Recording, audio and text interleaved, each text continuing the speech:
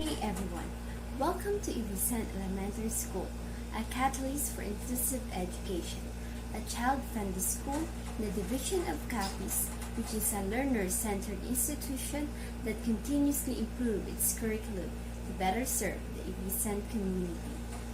Our school caters diverse learners from kinder to grade 6, learners with special educational needs, and IELTS learners. We are the largest elementary school in our division, and we aim to protect and promote the basic education rights of all our learners. I am Ma'am Shami Grace Lihuan Duran, one of the special education teachers of Ideate Elementary School.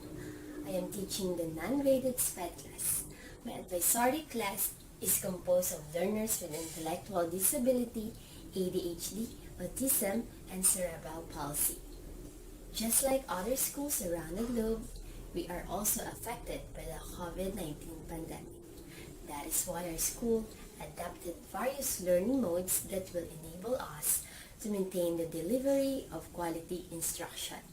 As of this time, we implement the distance learning with the utilization of self-learning modules. Resources for SPED class are very limited here in the Philippines. Even the modules that I distributed are only teacher-made, made by me and not from the central office. That is one of our concerns as SPED teachers, the scarcity of resources for SPED class. Learners with special educational needs benefit from a face-to-face, one-on-one or small group class, provided with hands-on experiences and manipulative materials. Instruction should be task analyzed, highlighting guided practice than to independent practice. The key to motivate this group of learners to keep on learning and to finish their tasks is by providing certain motivation, either in the form of star stickers, very good stamps, a simple clap, food, praises, and other form of reinforcement. Now that we are in a modular learning, it will burden the learners by writing. Boredom will strike them, especially to those learners who have attention deficit hyperactivity disorder, and they will not have a proper guidance and instructions if their parents did not even finish elementary level. Thus, to overcome these challenges without compromising the quality of education that our learners with special educational needs should receive, I am proposing the APPS, which stands for Applications to Promote Pedagogy for SPED. The goal is to use mobile phone educational applications to promote engagement and motivate learners with special educational needs. These educational applications will be chosen and will be aligned with the most essential learning competencies. Learners with special educational needs will be the one to benefit from this. With the guidance and approval of their parents, I will recommend certain educational applications that is available in the Play Store for them to download in their smartphones, because with the recent survey result I have from the LESF, all of them have cell phones. Based on my interview with the parents of my learners, the topics that they want for their kids are those which are relevant and attainable and will be reflected to their child's IEP, coupled with the educational applications for their kids to use. As I am handling different exceptionalities, various educational applications will also be utilized depending on their disability. A list of applications for math, English, science, Filipino, writing, reading, and sign language will be included. A list of apps will be individualized. Those who don't have internet connection will be allowed to download the apps using our classroom Wi-Fi for free.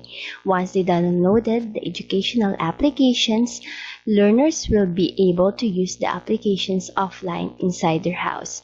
With built-in reward system in some apps, learners will be happy. An app can be appealing to many different types of learners. Additionally, children can go at their own pace rather than have to follow the teacher's rate of instruction. Having the opportunity to learn right now in distance learning using apps will encourage independent study. With these recommended educational apps, learners with special educational needs will have a way to learn what they cannot receive in the classroom, making progress individually with their parents inside their home to support them and without public scrutiny is important for them. Anything that supports my instruction will also help my pupils. These apps can act as a technology-based built-in lessons and assessment tools of a certain topic or learning competency. With the right app, my lesson will be enhanced by offering my pupils another approach. To avoid the learners to be distracted and overstimulated, time limit will be imposed when using the apps, and they should have adult supervision to monitor them who are well-oriented of the apps. This innovation is only supplementary to the modules or worksheets. Using applications to promote pedagogy for SPED is a double-edged sword, but in this time of pandemic, integration of apps into our learning delivery modality will be efficient. If used responsibly, education apps can be a powerful tool to improve the education of our learners. The model curriculum guides you by expanding on the standards, but you have a lot of freedom with it in how you teach. It gives you a goal, but how you get there is based on whatever you think will work best for your pupils.